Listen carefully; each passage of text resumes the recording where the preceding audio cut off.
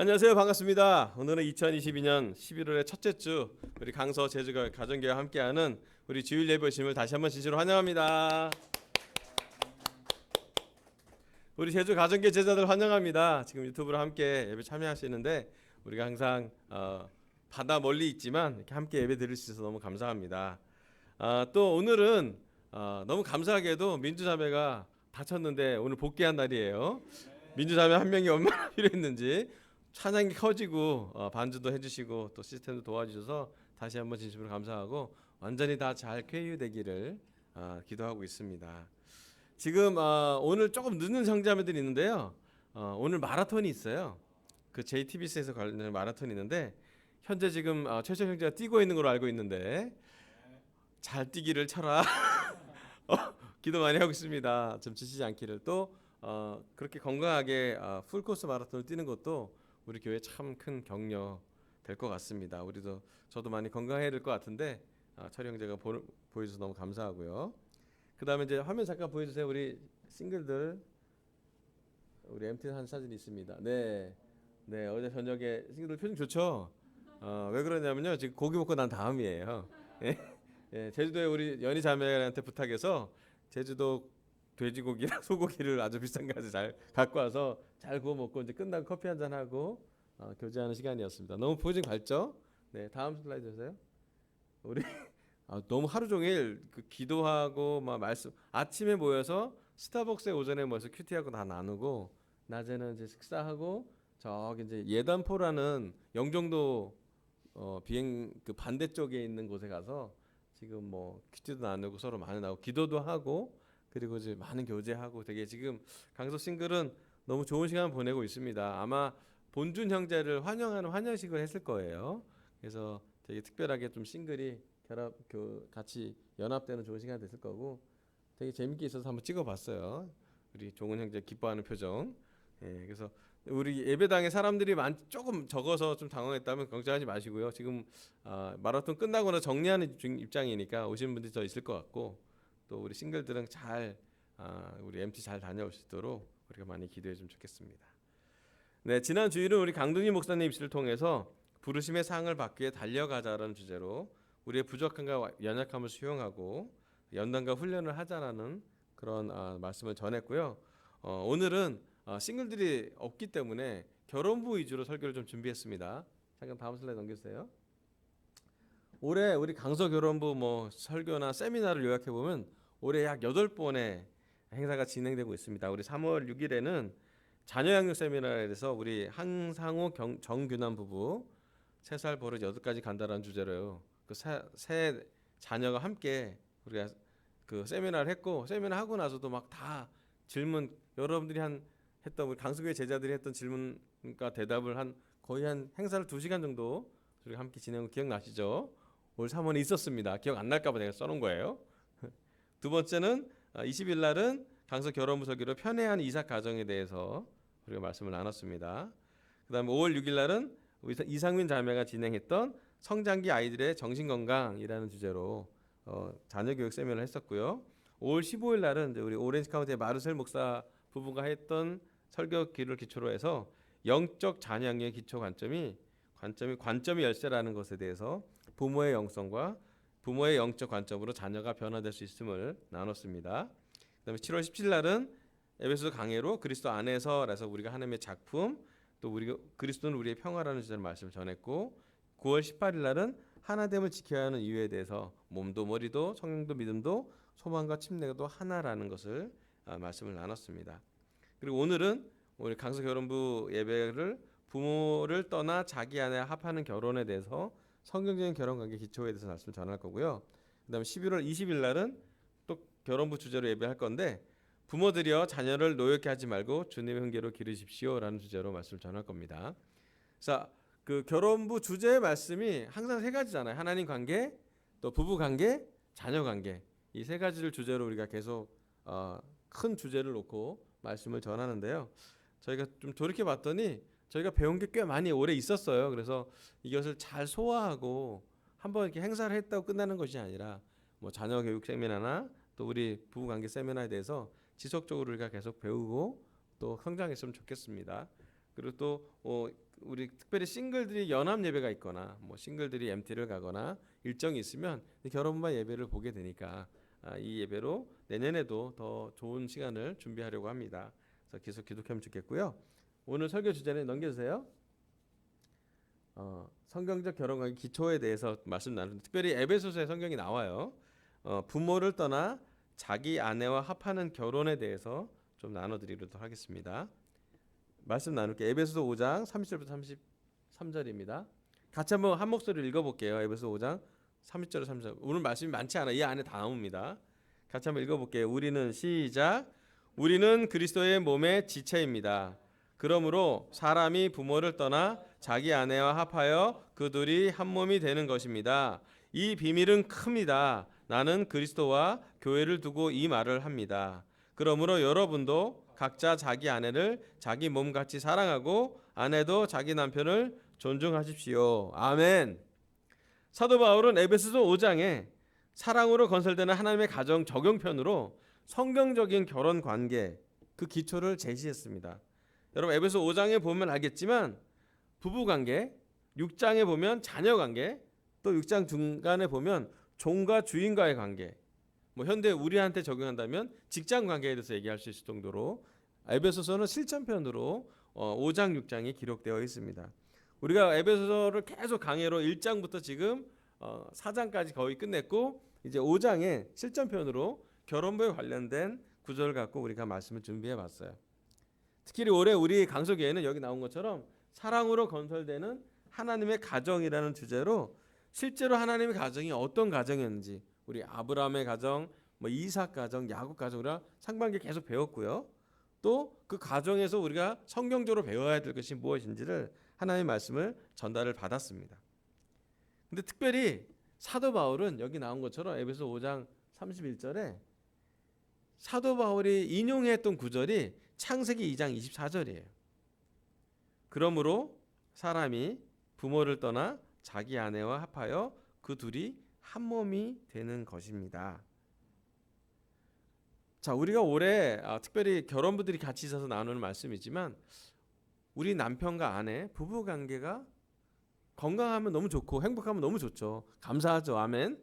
결혼할 수 있는 것도 너무 감사한데 실제로 결혼 생활을 오래 하다 보면 또 결혼 생활에 여러 가지 결혼 안팎의 여러 가지 많은 환경을 따라서 우리는 부부 관계 어려움을 직면하기도 하죠.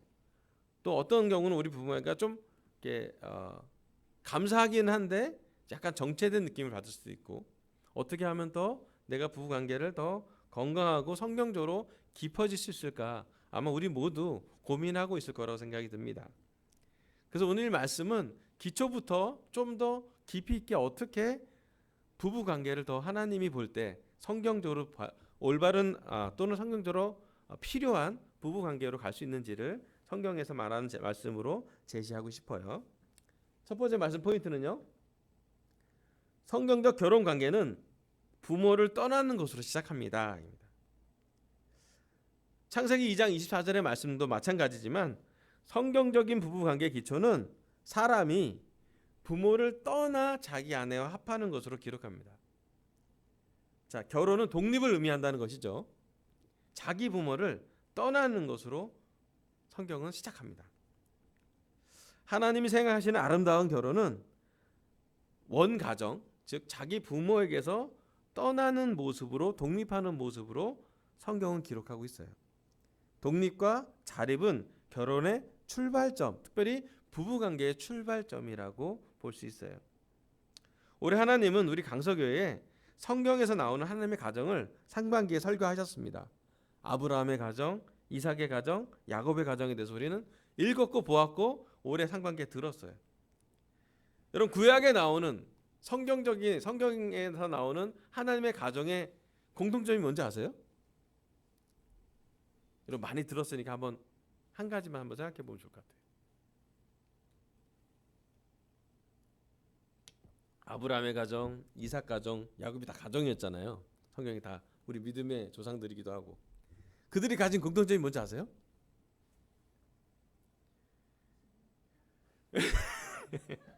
공교롭게도 그들의 죄성이 전달된다는 거예요. 사실 보면 성경에서 아브라함 가정과 이삭 가정과 야곱 가정이 믿음이 전달되는 우리의 믿음의 조상인데, 실제로 보는 가정 관계로 보면, 결혼 관계로 보면, 여러분 아브라함과 사라 관계가 어땠어요? 그 안에 이스마엘이 낳잖아요. 믿음이라고 하지만 완전한 믿음이 아닌 모습. 아내를 자기 누이라고 부르기도 하고 건강하지 않은 관계를 성경에 기록했어요. 예, 물론 아브라함 때 존경합니다. 믿음의 조상이고요. 또 그 아브라함 때문에 믿음이 전달된 거 너무 감사해요. 하지만 가정으로 봤을 때, 결혼한 부부로 봤을 때 남편과 아내로서의 아브라함과 사라는 쉽지 않은 결혼 생활이었어요. 아이가 잘 생기지도 않았고요. 또 아이가 생기지도 않았기 때문에 여종과 동침을 해서 낳은 아이를, 이스마엘이라는 그 아이를 데리고 있기 때문에 그 이스마엘이 틴 때 이삭을 낳았잖아요. 이삭은 낳아 보니까 형이 틴이고 아버지는 할아버지야. 이런 모습이 그랬죠. 그 다음에 어땠어요? 이삭의 가정은 어땠어요? 이삭이 편애 속에 자랐잖아요. 자기 형인 이스마엘이 있는데 어느 시간 지나고 가정을 떠났고 자기가 외동아들이니 이스마엘과 이삭은 늘 편애의 과정이고 이삭이 항상 집중을 받았겠죠. 그리고 그 받은 이삭이 편애 가정에서 자랐고 편애를 합니다. 이삭이 야곱과 에서 중에 누굴 좋아했어요? 이삭은 에서 좋아했고요. 야곱은 리브가가 좋아했죠. 그래서 어떻게 돼요? 가정이 부부관계, 자녀관계로 보면 반반씩 나눠지는, 그렇게 건강하지 않은 관계로 이삭의 모습이 나옵니다. 또 이삭은 거의 40이 넘어 늦장가를 갔기 때문에 첫 아이를 너무 노년에 키우면서 이렇게 아이가 함께하는 그런 젊은 부모가 가져갔던 그런 교제, 육체적으로 함께했던 것을 그렇게 많이 하지 않았던 것으로 보여집니다. 자, 그럼 야곱은 어때요? 야곱의 자녀들이 이스라엘의 12지파의 근간이 됩니다. 이스라엘의 민족성의 정체성이 야곱의 자녀들이잖아요. 야곱의 자녀들 관계가 어땠나요? 다 아시잖아요. 큰아들이 요셉을 팔아버리는 관계가 돼요. 왜 그래요? 요셉을 편했기 때문에. 성경에 나오는 결혼 관계, 성경에 나오는 자녀 관계는 사실은 되게 현실적으로 보면, 냉철하게 보면 아름답지 않아요. 딱 한 가지 공통점, 한 가지는 죄가 대물림 되고 있고, 또 하나의 공통점 뭐냐면 하나님이 그래도 그들과 함께 하세요. 하나님이 그들 관계에 찾아가서 문제 있을 때 하나님이 개입해서 그 관계를 해결하고, 하나님이 개입해서 그 관계를 이끌어내시고, 하나님이 개입하고 인도함으로써 그 관계가 이렇게 벌어졌던 깨어진 관계가 합해지고, 무너졌던 관계가 세워지고, 방향을 잃었던 가정과의 관계가 앞으로 진행되게 됩니다. 심지어 그렇게 죄가 있는 가정에도 불구하고 이스라엘이라는 국가에, 한 국가, 하나님이 원하시는 국가에, 하나님이 인도하시는 국가에 근간이 되기도 합니다. 예, 성경적인 가족을 보면 그래요. 올해 제가 1년 내내 연구해 본 결과 정말 우리는 죄인이지만 하나님이 인도하시기 때문에, 하나님의 말씀으로 결혼 관계가 기초됐기 때문에, 하나님이 결혼 관계 안에, 부부 관계 안에, 자녀 관계 안에 개입했기 때문에 그 관계가 지속됐구나, 그 관계가 하나님의 은혜로서 인도되었구나라고 더 많이 깨닫게 되었습니다. 하나님이 개입하지 않은 상태에서는 그 가정이 건강하지 않았어요. 그래서 하나님이 성경에 어떤 한 원칙을, 결혼 관계, 부부 관계를 할 때 한 원칙을 기록했는데, 그것은 창세기 2장 24절부터 나온 말씀이에요. 사람이 부모를 떠나서 자기 아내와 합하는 거라고.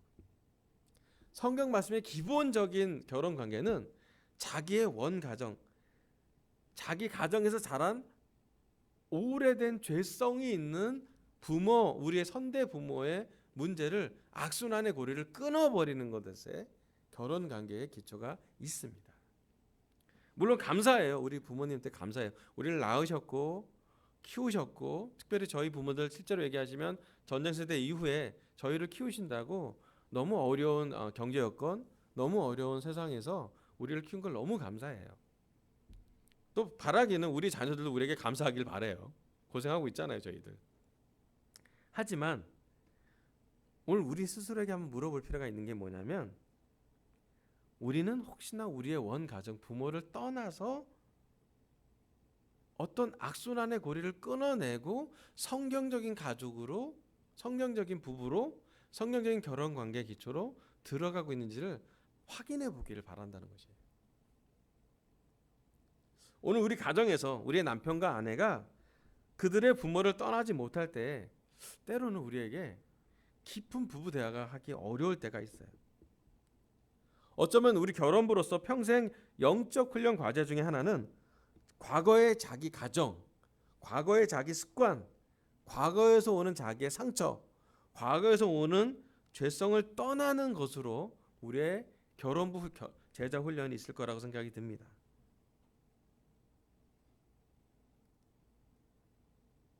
제가 요즘 다음 슬라이드 넘겨주세요. 하나님의 은혜 속에 제가 3년 동안 목회 공부를 했잖아요. 거기에 목회 상담학이라는 좀 약간 트렌드한, 최근에 많이 발전되고 있는 학문인데, 거기 우리 교수님이 김영 교수님 계셨어요. 남자 교수님이에요. 나 깜짝 여자 교수님 줄 알았더니 남자 교수님이에요. 이분이 책을 썼는데 이제 부부 교과서라는 책을 썼어요. 그 부부 교과서 책을 제가 한 문장으로 딱 요약해서 보고하는 게 숙제였기 때문에 했거든요. 제가 이렇게 썼어요. 원 가족의 영향을 받은 부부는 현재 갖고 있는 문제에 대해 인식하고 부부 관계 역동을 파악해서 4단계 해결을 통해 더 나은 부부 관계를 가져갈 수 있다. 그러니까 그 교과서, 부부 교과서 한 200페이지 되는 책의 한 문장으로 제가 정리한 게 이거예요.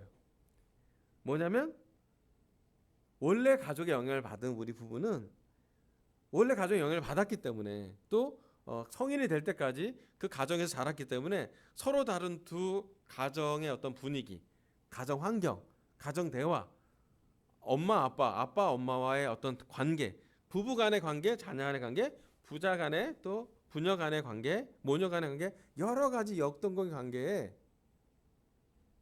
두 다른 것을 하나가 되면서 인격도 다른데 습관도 다르고, 또 말하는 어떤 대화, 또 우선순위, 삶의 기호도 다 다른 두 부부가 만나서 하나가 된다고 할 때 실질적으로 여러 가지 문제로 가져갈 수 있다는 것이에요.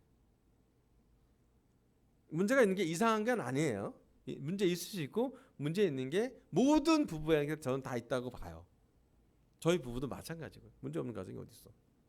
다만 그것을 우리가 어떻게 배우고 어떻게 삶에서 훈련하고 적용하는 것에 있어서, 그것은 정말 하나님이 바라시는 성경적인 결혼 관계가 된다라는 생각이 들었어요. 김혜영 교수는 많은 부부 상담을 통한 연구를 진행했는데, 결혼 생활이 왜 힘들어지는 데에 관해서 남편과 아내가 자기 중심 사고를 한다고 했기 때문에. 근데 자기 중심 사고 두 가지가 있대요. 자기 중심적인 의식적인 사고, 자기 중심적인 무의식적 사고. 의식적으로 문제가 있을 때도 있고요. 무의식적으로 이렇게 어렸을 때부터 너무 익숙하게 받았기 때문에 우리는 잘 인식하지 못하는데, 우리도 모르는 우리가 있을 수 있어요. 그게 배우자는 보고, 사실 그 부분을 배우자가 힘들어한다면 되게 어려운 관계가 부부 관계가 됩니다. 그래서 우리 부부 대화가 깊어지게 하기 위해서는 자신의 배우자에 대한 부모를 깊게 인식할 필요가 있습니다. 자, 저희 부모님은요, 강원도 정선 아시겠지만 강원도 정선에 있는 탄광촌의 부부였어요. 저희 아버님은 8살 때부터 집 밖을 나오셔서 여러 가지 많은 전전 자주성 가서 혼자 사셨고, 그리고 삶의 여러 가지 과정을 지나서 탄광촌까지 간 것이죠. 그리고 저희 어머니랑 만나서 우리 어머니는 20살에 우리 누나를 낳았기 때문에 좀 비교적 그 시대는 그렇게 젊진 않았지만 젊은 시기에 이제 결혼을 하셨고, 그리고 탄광촌의 아내로서, 광부의 아내로서 가정을 보고, 저는 강원도 정선 박집리라는 곳에서 자랐습니다. 거기서 16년을 자랐어요. 최근에 여러분 봉화 탄광 매물 사고에서 9일 만에 제가 이태원 그 참사 때문에 너무 마음이 침울해진 상황에서 최근에 저한테 가장 기쁜 소식은 그거였어요. 봉하마을에서 매몰된 광부 2명이 9일 만에 생還했어요. 너무 기쁘지 않습니까? 너무 기적처럼 살아난 것이 그 모습이 있는데 저는 그 소식이 남일 같지 않은 거예요. 왜 그러냐면 저희 아버지가 그렇게 살아오셨거든요. 제가 어렸을 때 경도가 무너졌고 판광 매몰이 됐는데 저희 아버님 살아오셨고 저희 작은 아버님 돌아가셨어요. 그것이 우리 가정에 미치는 영향이 작지 않았습니다. 저희 장인 어르신은 우리 처갓집은 장인 어르신이 성역 공부 저랑 같이 하셨는데 북한에서 남한으로 6.25 그 전쟁 때 밑으로 남한으로 내려오셨어요. 월남이라고 표현하는데 북한에서 내려왔었으니 한국에 사는데 남한에 사는 게 얼마나 많이 눈치를 보고 자랐고 또 그 해방촌이라는 동네에 살면서 얼마나 많이 노력하고 살았는지. 그리고 아버님하고 우리 아내 가정은 속도가 되게 빨라요. 식사하면 제가 못 따라갑니다. 그들은 속도가 저랑 달라요. 왜 빠르는가 저는 왜 아내가 이렇게 빨리 밥을 먹는지 몰랐어요. 근데 딱 가서 식사 한번 하고 알았어요. 아내 속도는 우리 처갓집 속도의 평균이었습니다. 다 빠르고 저만 느렸어요. 그리고 알았어요. 왜 빨랐는지는 한참 지나서 한 10년이 지나서 우리 장 어르신과 성역 공부하면서 알았어요.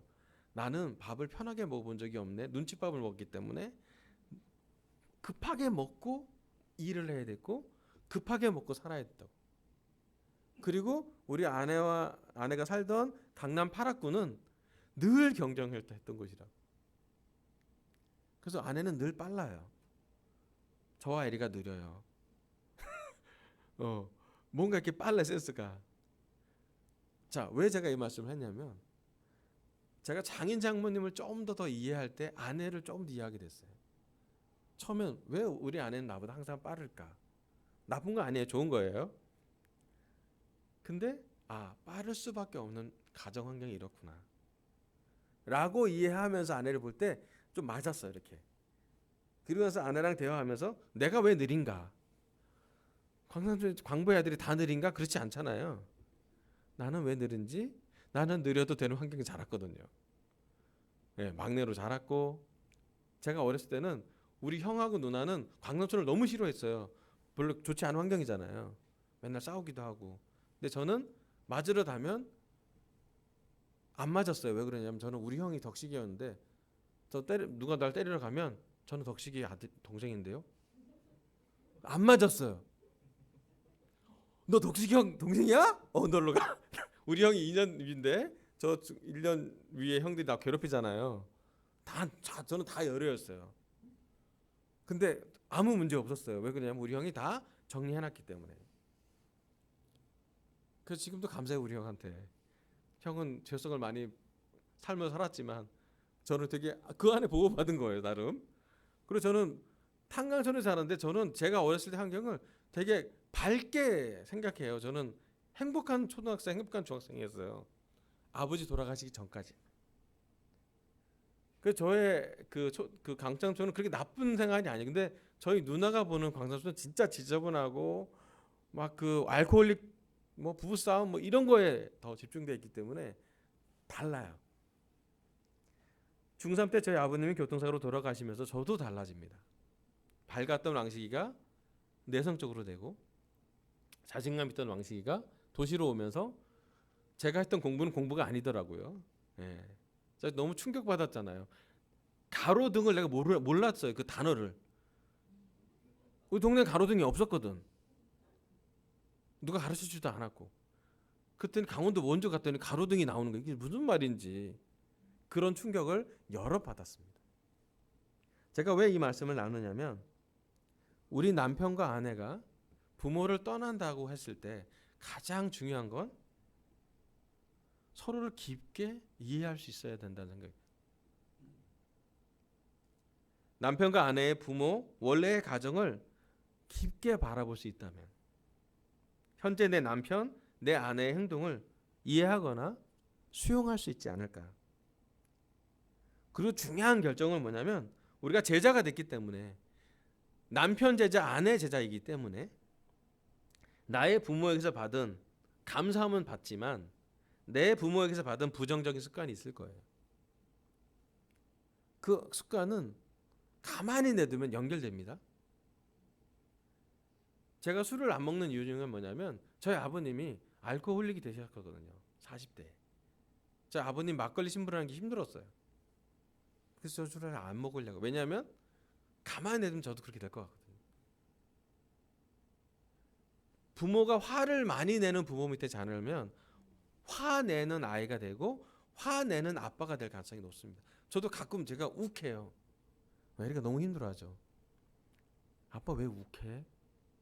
잘 생각해 보면 욱한 아버지 제가 많이 봤거든요. 그러면 그분한테만 탓하고 싶진 않아요. 근데 탓을 안 하려면 제가 지금 뭔가 악순환을 끊어내야 되잖아요. 그렇기 위해서는 제가 그 인식이 있어야 돼요. 내 부모님 밑에 내가 어떻게 자랐지? 우리 부모님 대화는 남편과 아내로서 어떻게 대화하고 계셨지? 거의 대화가 없었던, 가끔 대화가 몸의 대화가 있으셨죠. 자, 그렇다면 진짜 우리가 봤던 부모님 모습과 부모를 떠나야만 하는 그 이유를 찾는다면 진짜 부모는 하나님이기 때문에, 진짜 부모님은, 진짜 대화는 예수님과 하나님과 대화하는 대화를 보고 부부관계 대화를 배워야 되는 것이죠. 우리가 기도라고 말하는 예수님이 했던 기도에 사실은 부부 대화의 기초가 나와 있습니다. 예수님이 어떻게 기도하나요? 끝없이 하나님을 존중합니다.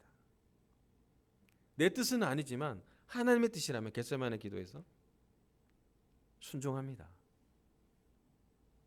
한 인간으로서 가장 최하의 인권, 살려고 하는 것마저 예수님은 하나님께 내려놓습니다. 거기까지는 아니더라도 부부 대화의 기초는 그러한 대화를 배워가는 것. 왜 우리가 부모를 떠나야 되나? 왜 우리가 원 가정을 떠나야 되나? 하나님 가정, 하나님의 가정을 이룰 수 있기 위해서요. 성경적인 가정을 만들려고 우리는 부모를 떠나는 것이에요. 떠났다라, 독립했다가라는 게 끝이 아니라, 이제 부모님 우리 돌아가셨고 떠날 수밖에 없는 상황이지만 이제 부모님 다 연로하시고 아프신 분들 우리한테 많이 있으시잖아요.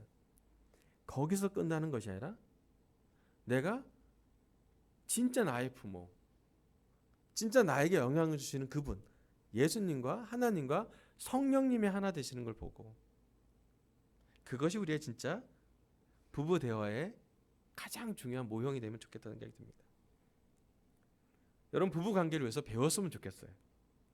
우리의 부모님이 어떤 사람인지도 인식을 하고, 배우자의 부모님이 어떤지도 인식을 하고, 대화하고, 각자 되물리되는 악순환은 떠나기를 결정하고, 내가 우리 대에서 할 영적인 새로운 기초, 영적인 새로운 시작, 내가 남편 제자로서, 아내 제자로서 나는 이것만은 성경적인 원칙으로 지키고 싶다라는 것을 깨달으면 좋겠습니다. 여러분, 부부관계가 깊어지려면 그 대화를 깊게 하십시오. 내가 어떤 가정에서 자랐는지 나누시고, 근데 조심해야 될 건 뭐냐면 남편이 아내 가정을 탓하는 것이면 건강하지 않아요. 아내가 남편 가정을 당신이 이렇게 잘했기 때문에 이거밖에 안 되지? 라고 무시하면 안 됩니다. 조심해야 될 거예요. 내 가정은 내가 생각해도 되는데 상대방의 가정은 그냥 인정하고 수용할 필요가 있어요. 좋은 거든 좋지 않거든.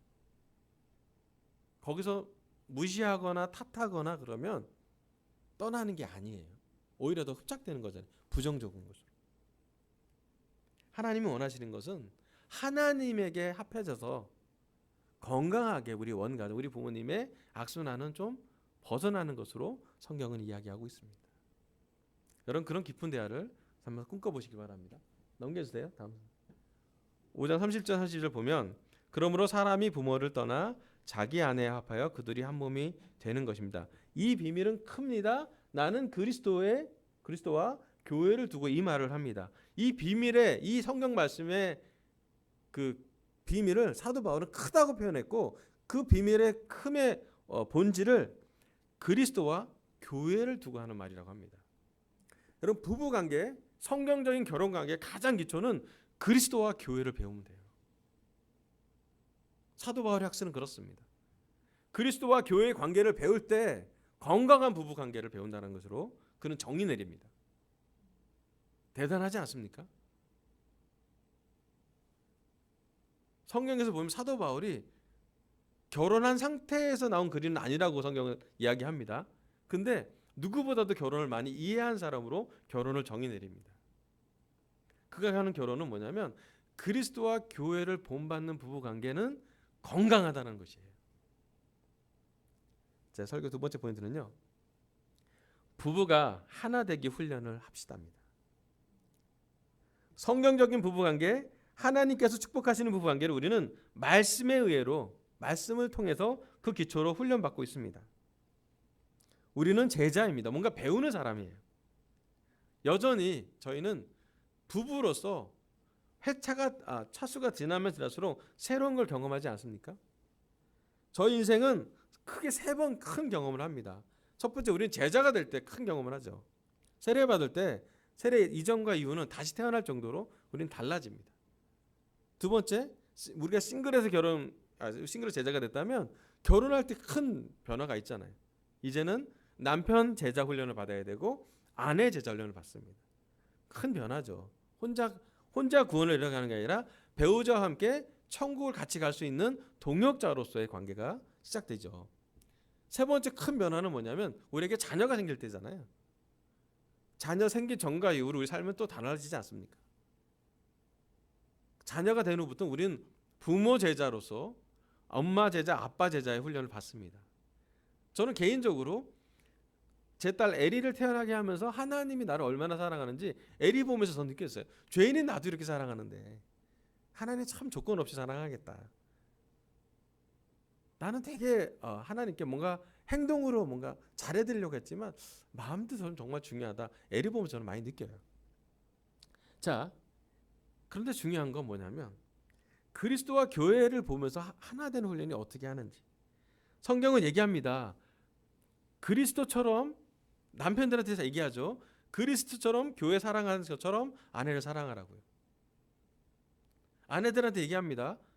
에베소 5장 내내 얘기하잖아요. 남편을 존중하십시오. 남편에게 그리스도에 향하듯이 대하십시오. 사도 바울은 그리스도와 예수님과 교회 관계를 보고 부부 관계를 구현해냈어요. 그래서 정말 하나님 관계가 깊다면, 예수님과 관계가 깊다면 우리가 부부 관계를 잘 할 수 있는 희망이 있습니다. 기도하는 사람이라면, 말씀을 보고 묵상하는 사람이라면 자기 인식이 될 것이라고 저는 믿어요. 왜냐하면 그리스도와 교회의 관계를 보면 우리는 배울 수 있기 때문이에요. 자, 다음 슬라이드 넘기세요. 5장 30절에 이런 말씀이 있습니다. 그러므로 여러분도 각자 자기 아내를 자기 몸같이 사랑하고 아내도 자기 남편을 존중하십시오라고 한 문장으로 끝냅니다. 되게 많은 말을 써놨어요, 5장에. 근데 이 모습이 바로 그리스도와 교회의 모습이라는 거예요. 그리스도는 교회를 위해서 자기 목숨을 내놓을 정도로, 십자가에 달릴 정도로 사랑하셨습니다. 또 그리스도는 하나님을 끝까지 존중했어요. 자기 목숨을 데려갈 정도에도 그는 순종했습니다. 이거보다 더 아름다운 관계가 어디 있어요? 신기하게도 성경적으로 건강한 부부 관계는 그리스도를 두려워하는 남편, 아내가 될 때 가능한 것이죠. 다음 슬라이드 넘기세요. 에베소 5장 21절에 이런 말씀 나와요. 여러분은 그리스도를 두려워하는 마음으로 서로 순종하십시오. 서로 순종이 안 될 때 우리 마음을 먼저 확인해 볼 건 뭐냐면 내가 그리스도를 두려워하는지를 먼저 보셔야 된다. 자, 다음 넘기세요. 우리 결혼부 스터디되면 가르쳐주는 시작되는 말씀이잖아요. 우리 기초 중에 기초. 신성한 삼각형. 디바인 트라이앵글이라고 하는데 그리스도, 하나님, 성령님과 우리 남편과 아내 관계 이렇게 됩니다. 이게 우리의 믿음이고 우리가 배운 결혼관계의 시작이자 끝이에요. 우리가 그리스도랑 남편이 하나님과 더 하나 될 때, 우리가 그리스도랑 아내가 더 하나 될 때 그리스도랑 하나 되는 관계를 통해서 점점점 남편 아내 관계가 가까워진다는 거예요. 자, 뒤집어 볼게요. 현실판. 이거 이론판이고요. 현장판 보여줄게요. 요즘 우리 강서교령부 또 제주 가정교회 제자들 부부 대화가 잘 되고 계십니까? 여러분의 남편이 하나님과 더 가까워지는 것 같습니까? 여러분의 아내가 하나님과 더 가까워지는 것 같습니까? 우리 스스로 물어볼게요. 요즘 작년보다 올해 2021년보다 2022년 올해 하나님과 더 예수님과 더 성령과 더 가까워지고 계십니까? 좀 더 깊은 질문을 할게요. 우리 부부 대화가 힘들어진 이유는 무엇일까요? 우리 부부가 서로 대화가 잘 안 되는 이유는 무엇일까요? 어쩌면 여러 이유가 있겠죠. 원 가정의 영향을 받은 상황일 수도 있고, 또 하나의 가정은 뭐냐면 남편인 내가 하나님과 더 가까워졌는지 봐야 하기 때문이에요. 아내인 내가 그리스도의 마음을 더 닮았는지를 봐야 되기 때문이죠.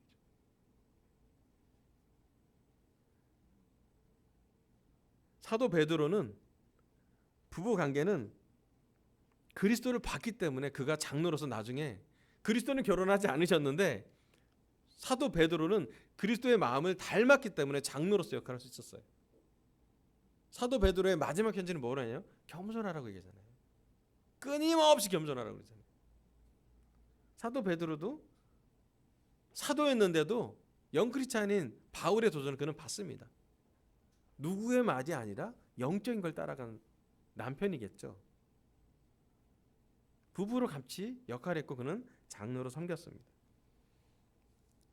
하나 되는 부부 훈련 관련의 핵심은 우리가 그리스도랑 좀 더 닮아가고 있느냐입니다.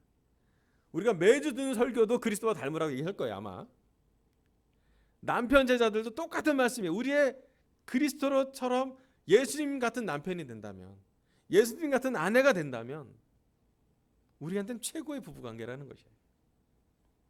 예, 우리 이기적이에요. 우리 자아 중심적 사고를 잘 떠나기가 쉽지 않아요. 하지만 그래서 얘기합니다. 성경은 명확하게 이해해요. 내 남편을 바꾸지 말고 나를 바꿔서 내 남편을 위해서 기도하는 것이에요. 내 아내를 바꾸기 위해서 내가 강하게 되는 것보다 내 아내에게 내가 그리스도처럼 사랑하면서 그것이 그리스도가 하시는 역사로서 내 아내가 나를 존중하게 하는 것이에요. 어렵죠? 어려워요. 우리 부부의 단점을 더 서로 보기 때문에 말은 이렇게 해도 쉽지 않아요. 저도 우리 아내랑 실천병 가면 쉽지 않아요. 우리 딸과 가면 더 쉽지 않아요. 정말 그리스도 같지 않은 나의 모습이 가정에서 많이 드러나요. 괜찮습니다. 배우면 돼요. 문제는 잘 못 배운다는 거예요. 그렇게 배우라고 얘기하지만 배울 동기가 쉽지 않아요. 언제 우리가 배우냐? 힘들 때 배워요. 부부 싸움하고 배우고요. 자녀들이 울면 배워요. 이상하죠? 그게 우리의 교실입니다. 그게 우리가 제자로서, 학생으로서 선생님한테 배워야 될 교실은 뭐냐면 우리 가정이 그리스도처럼 닮아가는 것으로 배우는 가정이 되는 것이에요. 우리 11월 20일 날도 나오겠지만 자녀를 노엽게 하지 마세요. 주님의 훈계로 가르쳐야 됩니다. 성경에 써 있어요. 주님의 훈계는 뭐고 우리의 훈계는 뭔지를 좀 나눠줄 거예요. 여러분, 우리가 생각보다 그리스도가 중심되는 가정이 어떤 것인지를 잘 이해할 때, 그리스도와 닮는 남편, 그리스도와 닮는 아내가 될 때 우리에겐 최고의 부부관계를 하나님이 도와주십니다. 그리고 하나님 얘기하세요. 성경 말씀으로. 제발 내 아내를 바꾸려고 너무 노력하지 말라고요. 내 남편을 바꾸려고 노력하죠. 나를 바꾸라고 성경은 얘기합니다. 성경은 끊임없이 얘기하는 게 새 사람을 입으시라고, 그리스도를 옷 입으라고, 그리스도를 닮아가라고, 나를 제발 바꾸라고. 내가 바꿀 수 없는 다른, 물론 배우자긴 하지만 내 짝을 바꾸려고 하지 말고 나를 먼저 바꾸라고. 내 아이를 바꾸려고 하지 말고 부모인 나를 바꾸라고 성경은 끊임없이 이야기하고 있습니다. 우리 모두 남편과 아내 제자 교실에 들어가서 내가 무엇을 배우면 좋을지 묵상해 보길 바라요. 여러분 각자 하나님이 여러분 가정이라는 교실에 남편과 아내라는 과목을 주셨고, 남편 과목은 사랑하는 과목을 주셨고요. 사랑이라는 측면에는 그리스도, 아내 과목은 존중이라는 과목, 존경이라는 과목을 주셨어요. 되게 어려워해요. 나이가 들수록 자매들이 더 존중하기 어려울 수 있어요. 지금 에리도 지금 저 존중하지 않으려고 해요. 어려워요. 하지만 그 안에 뭔가 있어요. 우리가 그 수업을 배워야 합니다. 자, 마지막 슬라이드 넘겨주세요. 오늘 하나님은 저의 입술을 통해 결혼부에게 설교하게 합니다. 부모를 떠나 자기 아내와 합하는 결혼 생활을 하라고요. 첫 번째, 성경적인 결혼 관계는 부모를 떠나는 것으로 시작합니다. 부부 관계를 배우기 위해 배우자의 부모를 인식하고 각자 되물림되는 악순환은 떠나기로 결정하길 바랍니다. 두 번째, 부부가 하나 되기 훈련을 합시다. 남편, 아내가 또 부모가 제자 훈련 교실에 들어가서 내가 어떤 수업을 배워야 하는지, 무엇을 배워야 되는지 묵상하기를 바라면서 설교를 마치겠습니다.